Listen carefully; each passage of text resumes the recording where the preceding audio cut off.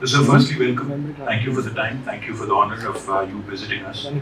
Huge fan, of your rock star, you're a huge fan of your rock star cult following, because you are a very very different Guruji, because people look up to you, especially the youth, the youngsters look up to you, and they really take a lot of pride in supporting all the causes you champion.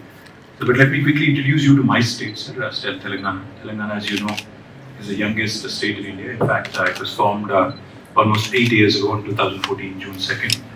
And the subject that is close to your heart is also very, very close to our Honorable Chief Minister's heart.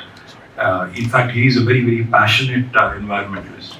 And he's somebody who really takes a lot of pride in all the causes that you espouse, in fact. I don't think you've had a chance to interact with him directly, but he does talk quite a bit about you and your kind of work that you do. So one of the things we have done, which we take a lot of pride, is a program called Haritha Haram. Now, Haritha Haram is the third largest effort in human history, where government of Telangana has taken it upon itself to plant nearly 230 crore saplings, almost 2.3 billion saplings. And so what we've also done to ensure the survival, because plantation by itself is not enough, planting by itself is not enough. So in our municipal and Panchayati Raj Acts, the two legislations that we brought in, we have earmarked about 10% of the budget of both villages and municipalities for green initiative. So it's called the green budget, 10%. The second thing we have done, sir, I think, which has brought in a lot of accountability, a lot of responsibility on the public representatives, is that if we do not ensure, if the concerned Sikh Panchayat Sarpanch or the local ward councillor does not ensure 85% of survival of the saplings that have been planted, he can be fired. His job can be removed from his job. He is an elected representative. Yes, but as per legislation, the elected representative has certain roles and responsibilities, and if he doesn't fulfill it, there is every reason why he should be removed. We wanted to ensure that this green initiative is taken seriously. As a result, sir, you would be very happy to learn that Forest Survey of India, they have recently issued a report, and 7.7% increase in Telangana's green cover. It has not happened. Fantastic. So it has not happened in the past, and we are very proud of it. That's the first thing, sir. The second thing I'll tell you, sir, which again could be of interest to you, I'm sure it is of interest to you.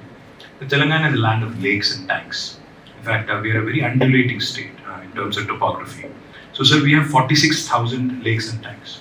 Our Honorable Chief Minister, because of the way it is, Telangana's land is in the topography is, the rivers two lifelines, river Krishna and Godavari, they flow at a much lower level than the land terrain.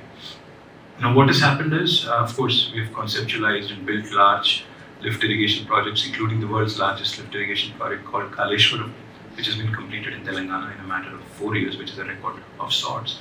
But most importantly, when we go to Minnesota, they tell you very proudly that they're a land of 10,000 lakes. So, but we are a state which has got 46,000 tanks and lakes. So, our Honorable Chief Minister launched a program called as Mission Kakatiya, because during the Kakatiya kings, they had actually... That's when it was done. Yes, they had actually built a lot of tanks and lakes. So, under this program, we've revived, strengthened and rejuvenated nearly 50% of the tanks, spending almost 22,000 crores rupees. Now, what this has done is, in a district like mine, for example, Sirsila, which is where I represent from, groundwater has come up by about 6 meters. And as a result, this water conservation effort of Telangana government has become a lesson for the IAS trainees in Lal Bahadur Shastri Academy in Mussoorie. The water conservation in my district has become a interesting concept for them to learn, understand and study. So, sir, we've done some things. Of course, there's a lot to be done.